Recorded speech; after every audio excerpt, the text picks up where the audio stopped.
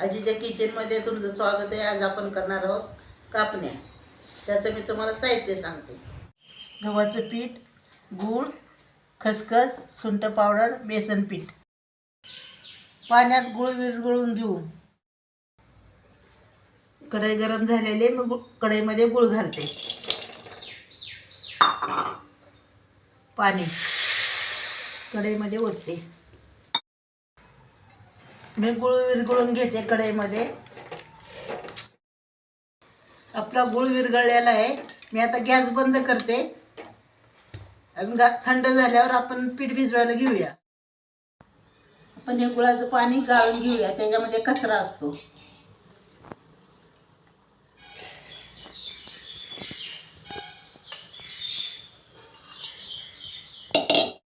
दोन चमचे मी तेल घेते। तेल आपण कडकडून घेऊ पिठामध्ये ओतायला। आपलं गरम झालेलं आहे, मी गॅस बंद करते। चवीपुरतं आपण मीठ टाकून घेऊया। बेसन पीठ 1 चमचा घेतलेला आहे आपल्या भाजीचा। आपलं तेल काढलेलं आहे, पिठामध्ये ओतून घेते।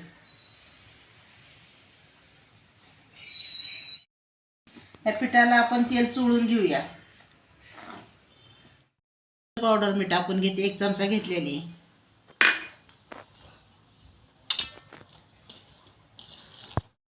गुळाचं पाणी आपलं थंड झालंय, मी पिठामध्ये ओतून घेते। त्यातच पीठ भिजवते। जेवढं पीठ भिजेल तेवढंच घालायचं त्याच्यात पाणी गुळाचं। पिठाचा गोळा भिजून झालाय, असाच घटसर भिजवायचा। आपण याला 15 मिनिटं ठेवून देऊया। 15 मिनिटं झाले तर आपण झाकण काढून बाजूला ठेवूया।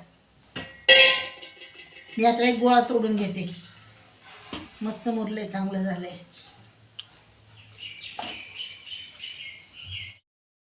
आपण या गोळ्याला खसखस लावून घेऊया।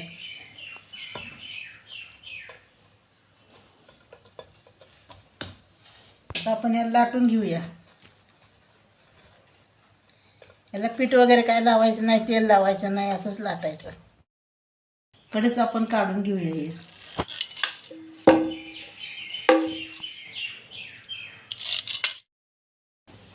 आपण अशा कापून घेऊया।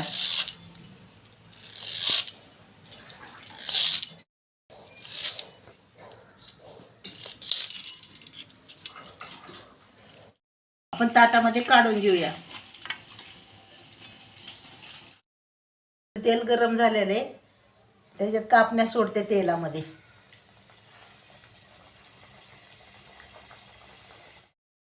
कापण्या पलटी करून घेऊया। लालसर रंगावर तळून घ्यायच्या। आपल्या कापण्या तळून झालेले, लालसर रंगावर मंद आचेवरच मी तळलेले। आता काढून घेऊया।